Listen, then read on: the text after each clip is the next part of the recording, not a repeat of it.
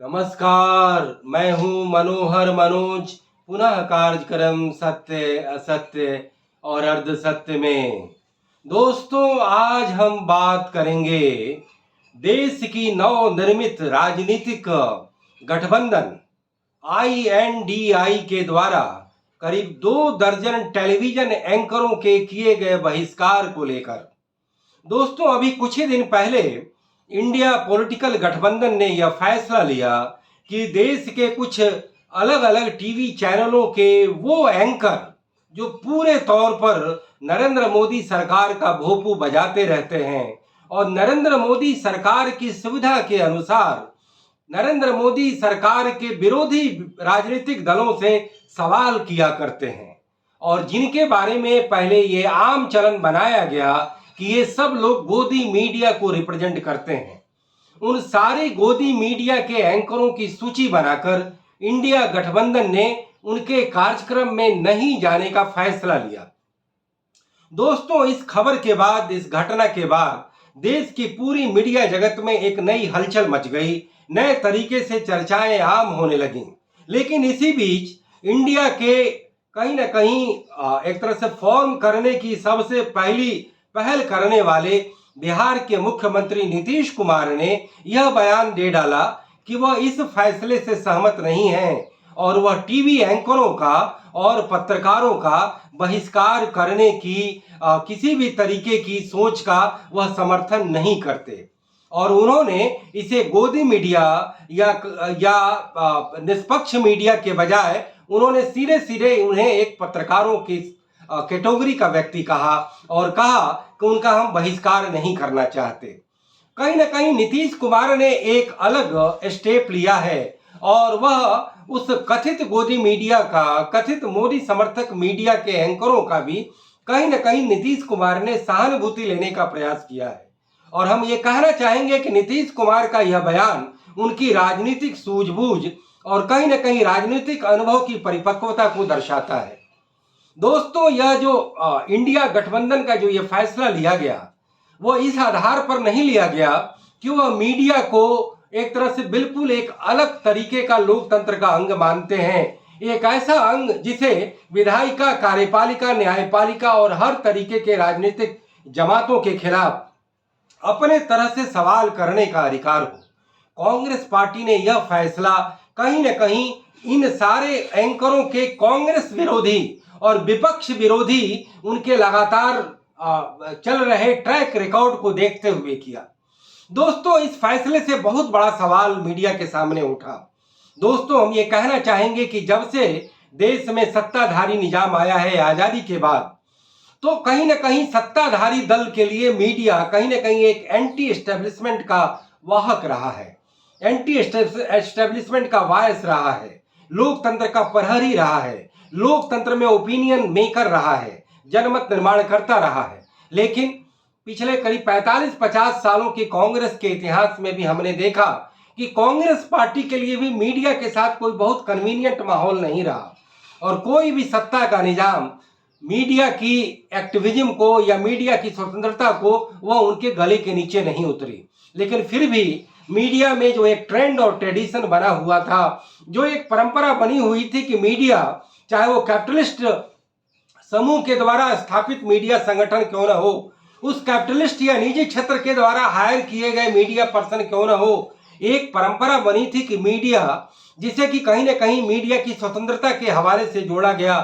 कि वह उसे अपनी तरीके से कवरेज करने, अपनी तरीके से एडिटोरियल लाइन लेने, अपनी तरीके से रिपोर्ट बनाने और किसी भी निजाम का समर्थन करने या विरोध करने या अपने तरीके से न्यूज को सेंसेशनलिज्म बनाने, उन्हें कहीं ना कहीं ज़्यादा एक तरह से मसालेदार बनाने की छूट एक परंपरा के तहत मीडिया को मिली थी। और कहीं ना कहीं उसी परंपरा के तहत मीडिया पर कई सारे नैतिक दबाव भी होते थे कि वह कभी भी खबर के लिए दो पक्षों की सहमति लेगा, एक पक्ष की यदि राय लेगा तो दूसरे पक्ष की भी राय लेगा, तीसरा अगर कोई खबर आई है तो उस खबर की पूरी तस्दीक करेगा, उसकी पूरी वैलिडिटी का पता करेगा, तीसरा कि अगर कोई खबर आई है और किसी को अगर कोई आदमी उससे आहत हुआ है और वो खबर एक तरह से ऑब्जेक्टिव रूप से ट्रुथ नहीं है, तो मीडिया उसको कहीं ना कहीं स्पष्टीकरण देगा, खंडन करेगा और ये कहेगा कि हम इसके लिए भूल सुधार कर रहे हैं। इस परंपरा के तहत मीडिया का लगातार जो है एक तरह से सफर चलता रहा है। लेकिन हमने देखा कि चूंकि मीडिया को लोकतंत्र का चौथा अंग तो कहा गया, लेकिन विधायिका, कार्यपालिका और न्यायपालिका की तरह मीडिया संगठन को भी लोकतंत्र का एक आवश्यक प्रहरी मानकर, लोकतंत्र का एक आवश्यक चेक एंड बैलेंस ऑर्गन मानकर सरकारों ने कभी पहल नहीं की और सरकारों से ज्यादा मीडिया बिरादरी ने भी कभी इसकी मांग नहीं की। और मीडिया बिरादरी से ऊपर जो मीडिया के मालिक हैं, जिनके तई वह मीडिया पर्सन काम करते हैं और कहीं ना कहीं उनके ही आवरण के मानसिक गुलाम मीडिया पर्सन रहते हैं, उन मीडिया मालिकों ने केवल एक ही सवाल मीडिया को लेकर के उठाया कि फ्रीडम ऑफ प्रेस। और फ्रीडम ऑफ प्रेस के बहाने कहीं ना कहीं फ्रीडम ऑफ मीडिया ऑर्गेनाइजेशन का वो फ्रीडम था, मीडिया के मालिकों का फ्रीडम था। यह कहा गया बार बार कि अभिव्यक्ति की स्वतंत्रता देश के संविधान के मौलिक अधिकार में मिला हुआ है, लेकिन वो अभिव्यक्ति की स्वतंत्रता बकौल अंबेडकर वह एक आम नागरिक के लिए है। वो अभिव्यक्ति की स्वतंत्रता कहीं भी स्पेसिफाइड नहीं है कि मीडिया ऑर्गेनाइजेशन जो एक कहीं ना कहीं परंपरा के तहत इस लोकतंत्र के एक अनिवार्य अंग हैं और उसमें काम करने वाले लोग जो 24 घंटे कहीं ना कहीं समाज की तमाम हलचल घटनाओं, विधायिका, कार्यपालिका और न्यायपालिका की तमाम विरूपताओं को कहीं ना कहीं चेक एंड बैलेंस करते हैं, वह सवाल कभी भी हमारे पब्लिक डोमेन में नहीं आया। इसके तहत कहीं ना कहीं प्राइवेट सेक्टर में, कैपिटलिस्ट सेक्टर में काम करने वाला मीडिया जो अलग अलग समय में, अलग अलग टेक्नोलॉजी के प्रभाव में अलग अलग तरीके से एस्टेब्लिश होता तो चला गया। अखबारों, टेलीविजन, पत्रिकाओं और तमाम मीडिया प्रतिष्ठानों की जो अलग अलग टेक्नोलॉजी के तहत आई, अब आज का दौर डिजिटल मीडिया का है, उसकी संख्या लगातार बढ़ती चली गई। लोकतंत्र में भले हमारी संसदीय सीटें, विधायी सीटें, जुडिशियरी में काम करने वाले जजों की संख्या या कहीं ना कहीं नौकरशाही में काम करने वाले अधिकारियों की संख्या में बहुत ज्यादा इजाफा नहीं हुआ, लेकिन अब मीडिया प्रतिष्ठानों की संख्या लगातार बढ़ती चली गई, जबकि कोई उनके लिए इकोनॉमिक सेफ्टी कवच, उनके लिए कॉन्स्टिट्यूशनल सेफ्टी कवच और उनके लिए कोई लीगल सेफ्टी कवच नहीं था।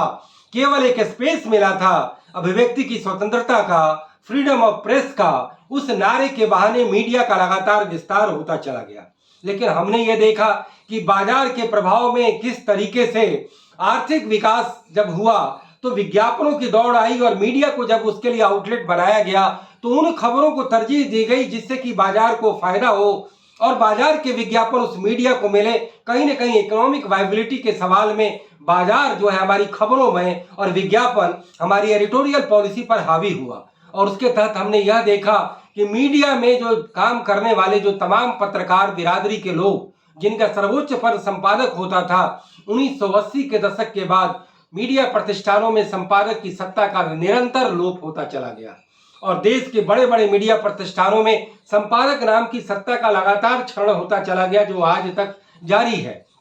लेकिन इस बीच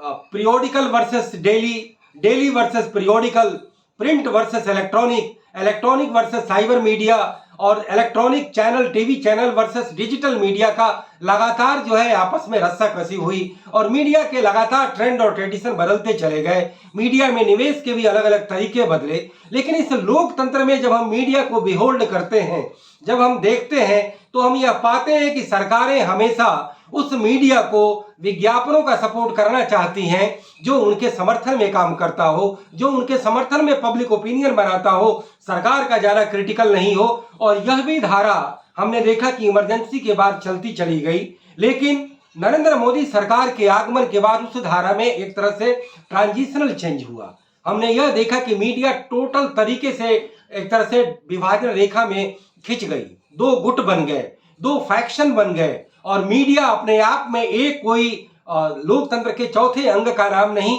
बल्कि किसी न किसी तरीके से ये पॉलिटिकल आइडियोलॉजी के मातहत फॉलो करने वाला, दो विचारधारा वाला यह मीडिया बन गया। और इसके तहत कुछ उन मीडिया संस्थानों ने सरकार का समर्थन करना ज्यादा बेहतर समझा अपने आर्थिक अस्तित्व के लिए, अपने वैचारिक तरफदारी के लिए, और कुछ लोग जो इनके विरोध में खड़े थे उन्हें सरकार की म्यूजिक सुननी पड़ी, सरकार उन्हें लगातार तंग करती रही।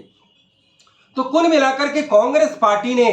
पिछले 10 सालों में भारतीय मीडिया की जो पूरी जो रीति और नीति, चाल और चलन और चेहरा और चरित्र, ट्रेंड और ट्रेडिशन, जो लगातार जो बदलाव हुआ, उसे देखते हुए आजिज होकर मीडिया के लोगों से समर्थन न पाकर कहीं न कहीं इन कथित गोदी मीडिया के लोगों का बहिष्कार करने की घोषणा की।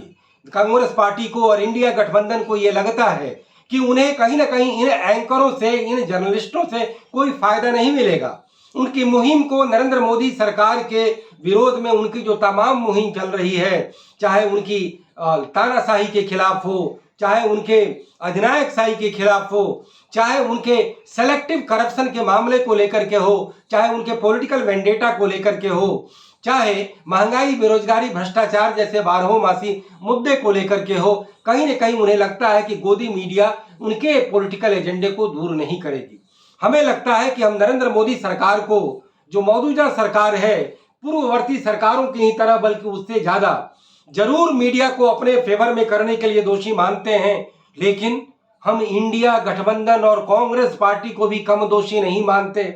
यह एक हाई टाइम था कि जब कांग्रेस पार्टी और इंडिया गठबंधन को ये कॉल लेना चाहिए था, एक अपना बड़ा एजेंडा बनाना चाहिए था कि हम मीडिया को संविधान में एक अलग अस्तित्व का दर्जा देंगे। ठीक वही अस्तित्व जो हमने न्यायपालिका को दिया हुआ है। हम न्यायपालिका पर यह तोहमत नहीं लगा सकते कि वह बीजेपी का न्यायपालिका है या कांग्रेस का न्यायपालिका है। गुजरात के हाई कोर्ट के फैसले लगातार गुजरात सरकार की तरफदारी कर रहे होते हैं, लेकिन फिर भी हम गुजरात उच्च न्यायालय पर यह आरोप नहीं लगा पाते, क्योंकि हम ये जानते हैं और ये मानते हैं कि संविधान के तहत जुडिशियरी को अस्तित्व मिला है। लेकिन हम मीडिया पर यह तुरंत जो है आरोप लगा देते हैं और उस आरोप में सत्यता भी होती है कि यह गोदी मीडिया है, यह बीजेपी मीडिया है। लेकिन कांग्रेस पार्टी को यह तय करना चाहिए कि भारत का लोकतंत्र यदि दुनिया का सबसे बड़ा लोकतंत्र है, तो इसे दुनिया का सबसे बेहतरीन लोकतंत्र यदि होना है, तो मीडिया को आपको पूर्ण रूप से फ्रीडम ऑफ प्रेस का नहीं, अभिव्यक्ति की स्वतंत्रता के मौलिक अधिकार का नहीं, मीडिया के संवैधानिक दर्जे देने का कॉल करना चाहिए। क्योंकि हमें यह लगता है कि राहुल गांधी जब भारत जोड़ो यात्रा के बाद जब प्रेस कॉन्फ्रेंस कर रहे थे, तो उन पे भी तमाम सवाल दागे गए। नरेंद्र मोदी तो प्रेस कॉन्फ्रेंस करते ही नहीं, उन्हें लगता है कि उन्हें उनके पास सोशल मीडिया ही जनता से डायरेक्ट कनेक्ट करने का माध्यम है, और वो कहीं ना कहीं जो एस्टेब्लिश्ड ऑर्गेनाइज्ड जो फुल टाइम मीडिया है, जिसमें फुल टाइम मीडिया पर्सन काम करते हैं, नरेंद्र मोदी को उनसे जो है असुविधा और असहजता महसूस होती है, और इसके तहत वह एक तरह से प्रेस कॉन्फ्रेंस नहीं करते, प्रेस कॉन्फ्रेंस का बहिष्कार करते हैं। लेकिन कांग्रेस पार्टी के राहुल गांधी ने जब भारत जोड़ो यात्रा के बाद जब प्रेस कॉन्फ्रेंस में जब कुछ बीजेपी फ्रेंडली सवालों से जब जूझने लगे, तो उन्हें यह कह देना पड़ा कि आप कहां से आए हो, यानी कि आप बीजेपी की पार्टी से आए हो, उनकी आइडियोलॉजी लेकर के आए हो। मुझे लगता है राहुल गांधी का बयान ये सरासर गलत था, और उन्होंने भी कहीं ना कहीं मीडिया को पूरी तौर पर फैक्शनलाइज कर दिया। उनकी बातों से यह आभास हुआ कि आप बीजेपी से आए हो, काश आप कांग्रेस पार्टी से आते और हमारे लिए वो सहज सवाल करते तो मैं ज्यादा खुश होता। तो मैं ये कहना चाहूंगा कि इन एंकरों का जो बहिष्कार किया गया है, ऑब्जेक्टिव रूप से ये एंकर सब बायस्ड थे। ये एंकर केवल सरकार की सुविधा के अनुसार एजेंडा डिबेट का तय करते थे। ये सारे एंकर अपने ऑर्गेनाइजेशन के मालिक की पॉलिसी के मुताबिक, उनके आर्थिक हितों के मुताबिक सरकार के साथ कोई भी टकराहट का मोल नहीं लेना चाहते थे। ये सारे एंकरों की जो है पूरी जो पिछले 8-9 साल का जो ट्रैक रिकॉर्ड है, वह विपक्ष को जो है उचित माहौल होते हुए भी, उनका हाई मोरल ग्राउंड होते हुए भी उनके खिलाफ कहीं ना कहीं कोई काट निकालना, उनको मेलाइन करना, उनको डेमोरलाइज करना, और इवन की कई सारे ऐसे सवाल जो व्यापक जनता से सरोकार रखते थे, जैसे कि किसानों का हुआ आंदोलन, उसमें भी इन चैनलों और इन चैनल के एंकरों ने बड़े ही निंदाजनक और बड़े ही दुर्भाग्यजनक और बड़े ही एक तरह से मैं ये कहूँगा कि एक तरह से मीडिया के तमाम मानकों को धक्का बताते हुए इन्होंने सरकार के समर्थन का एक तरह से स्टैंड लिया, और जनता का जो एक तरह से पैरोकारी करने का एक वाहिद माध्यम जो मीडिया को माना जाता है,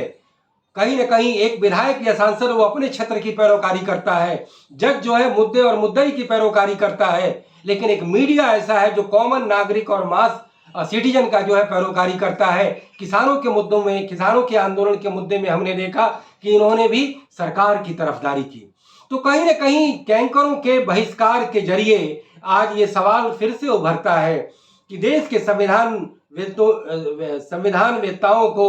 लोकतंत्रवादियों को और ये निष्पक्ष रूप से लोकतंत्र के भविष्य की सही काम रखने वाले लोगों को मीडिया के सहारे दर्जे पर बड़ी गंभीरता पूर्वक सोचना चाहिए। मुझे अच्छे मालूम है मीडिया के लोग खुद संवैधानिक दर्जे को लेकर उतनी सोच नहीं है, उनका दायरा संकुचित और सीमित है, क्योंकि मीडिया की राजनीतिक व्यवस्था के उतना अभ्यस्त हो चुके हैं कि वो ग्राउंड लेवल जाकर के वो थिंकिंग करने को तैयार हैं कि कैसे लोकतंत्र को एक बड़ी मजबूती संविधान का मिलने से हुआ है। और उसका जो है उसका ये नहीं है कि सरकार के आर्थिक मदद पर यह दिया चला, इसका मूल वही हुआ कि जजों को वेतन और उनकी तमाम सुविधाएं सरकार के कंसोलिडेटेड फंड से दिया जाता है, लेकिन ये बावजूद वो सरकार की पैरवी नहीं करते, सरकार के लोगों की तरफदारी नहीं करते, वो मेरिट आधार जिला और कमिटी केस के आधार पर अपने फैसले ले रहे हैं, may go against government and go in favour government. तो ये इस तरीके का माहौल हमें क्रिएट होना है। ये तब लगा है वाले दो तमाम राजनीतिक चिंतकों को मीडिया के संवैधानिक दर्जे, मीडिया के बहिष्कार करने के बजाय मीडिया को संवैधानिक दर्जा देने की बात करनी चाहिए। जब संवैधानिक दर्जा मिलेगा तो कोई मीडिया तली नहीं होता कि वह किसी प्रकार की मिले और सरकार के समय में झुनझुनी बजाए। अगर वो इकोनॉमिकली और प्रोफेशनली सिक्योर होगा, होगी, संविधान से लागू करेगा तो लोकतंत्र का एक वह चैंपियन बनेगा, जैसे कि मीडिया की लेजिस्लेचर और कार्यपाल बनती है। कहीं कहीं लोकतंत्र में इसी प्रकटीकरण के सिद्धांत के तहत जब चेक एंड बैलेंस होगा